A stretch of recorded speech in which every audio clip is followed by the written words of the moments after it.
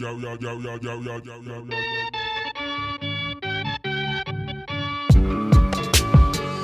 Try to find a secret gift,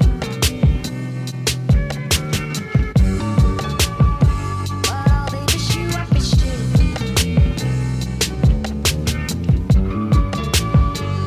Look around the folding earth.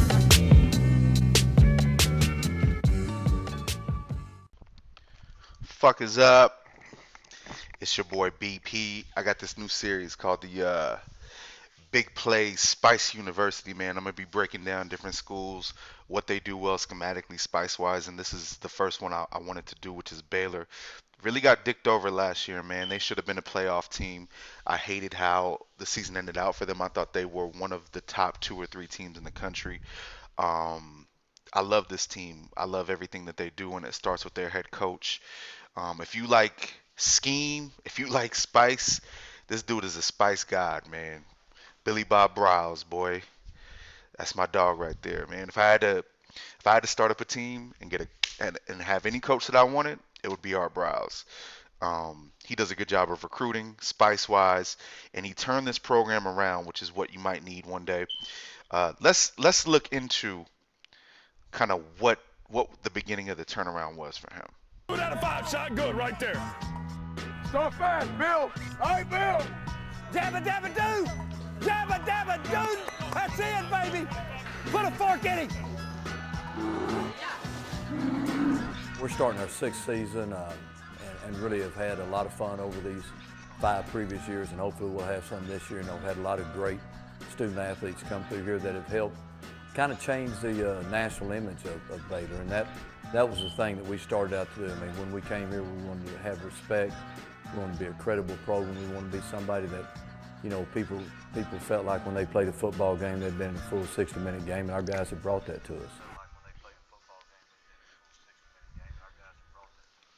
So that video was a few years back, but Billy Bob Browse, man, what he did, he brought in RG3's ugly ass, uh, RG3's ugly ass with them plats, and they pretty much did the hokey pokey on that program, man. They turned that thing around, and he brought him in 2010, and shit has been going straight uphill since then. Um, they have a new stadium, new facilities, new jerseys. Their exposure is high. They're on TV every week. They're playing big games. It's a cool school to go to. They've been killing in recruiting. People follow the program, and I think the fan base really appreciates it because they wasn't shit before Art Browse got there, and we all know that. So what they do in recruiting is they clean up in Texas. They have a heavy focus on speed on the outside to create their one-on-one matchups. Very good at developing QBs and O linemen and focusing on O linemen. They've brought some JUCOs in out of state, but I think the best thing that they really do is they take lower rated recruits and they make them into stars, or they have really good finds, either one. And the guys that they do get that are rated high end up being good. They don't miss on those guys. KD Cannon, Corey Coleman, RG3. So some of their top prospects are Sean Oakman, Corey Coleman, and Shock Linwood. I like all those guys. Corey Coleman is like a poor man's Percy Harvin, and Sean Oakman is like LeBron James on deer antler spray. If LeBron sprayed deer antler spray on his grundle, you would be birthed with Sean Oakman. Spice grade A plus, deadly combination of speed outside with the run pass options. Number one offense in the country last year, yards and scoring. Damn near led the country in turnover margin. Very simple reads, very balanced offense. An offense that's so simple to run but so tough to stop. A lot of people run the run pass option reads. What separates what Baylor when they run it is they have that Al Davis, you know, big ball approach to where they're going to throw the ball deep until you stop it, man. It's basically if you bring people in the box, it's a Hail Mary. Um, Rule changes will probably need to be made to start stopping some of this shit that people are running. But let's go over the breakdown. If it's a 3-by-1, here you see the walkout defender, which I think is Paul Dawson from TCU. He's crashing, so you have an automatic read to fake the handoff, and hit number 3 right here for a little quick turnaround hot read. The quarterbacks have full full control over the offense. They can make any read based on what they see, and the receivers never block. It's always a route concept outside. Here you see you got the fake handoff. The O-line is run blocking. Don't get it twisted. They're 3 or 4 yards downfield sometimes. Same thing. That walkout player, whether it's an outside backer or a nickel back, he's crashing. So there's nobody to guard the slot on the quick little hot turnaround. It's not quite a bubble screen all the time. It's just using the width of the field. It's like a quick turnaround. They do run some 3-by-1. They run some, here you go, spread, true 4 wide, 2-by-2. If they're running this every single time, they're going to run the double bubble outside on each side, which really frees things up for the running back, and they run the zone and power repeatedly. One thing that their receivers do outside is they're so fast you can't leave them one-on-one. They take away 3 receivers in some of their schemes, can take away 6 defenders if you look at how they align. Now, the number one concept that they run the best, I think, is when they have a single receiver to the bottom and they have two receivers up top. What it looks like they run a lot of is option routes. So here they've run the same run pass read. The O-line is 3-4 yards downfield, which is cheating, and the single receiver down to the bottom. I've seen him run a curl if it's double high and a slant if it's double high.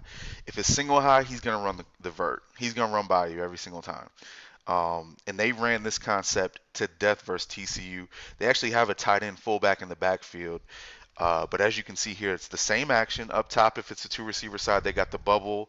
Actually, this is the same play. I wanted to show it twice just to show you the effectiveness of it. Up top, you've got 3 defenders over 2 receivers at the bottom.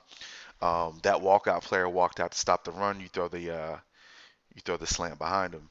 And the option routes for the receivers are simple. They only have 2 or 3, and it's all based on what they see. So everyone's on the same page. Very simple to run. Here you see here, they actually hand the ball off, and it's the same action. You've got the bubble up top to the 2-receiver side. At the bottom, you've got the option. Here they run power, but based on the alignment of that walkout guy, there's nobody out over that receiver. They're going to throw that bubble, which, like I said, is not really a true bubble. It's kind of like a space eater. He gets the ball, and they have athletes in space, and that's a backer trying to catch him. So, he's going to fall forward, or he's going to beat him to the angle.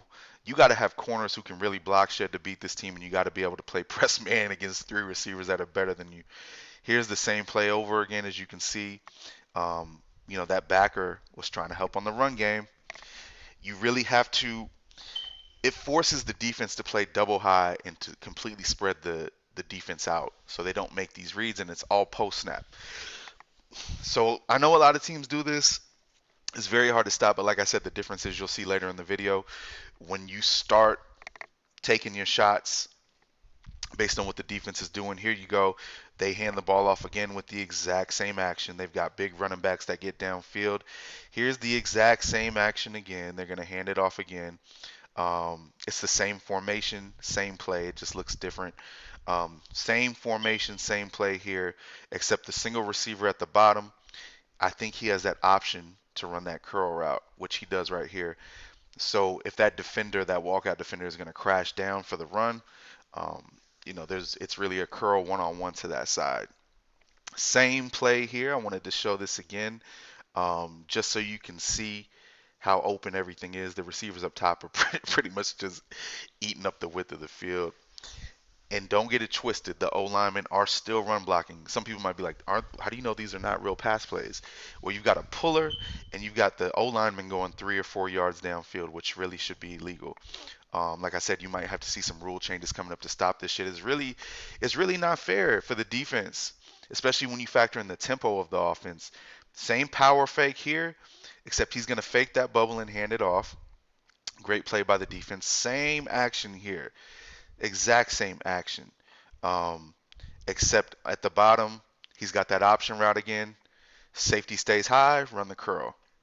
He drops it, but it's wide open again. So what a lot of good play callers do too is they will literally run the shit until you stop it, which they did against TCU and scored about 60 points.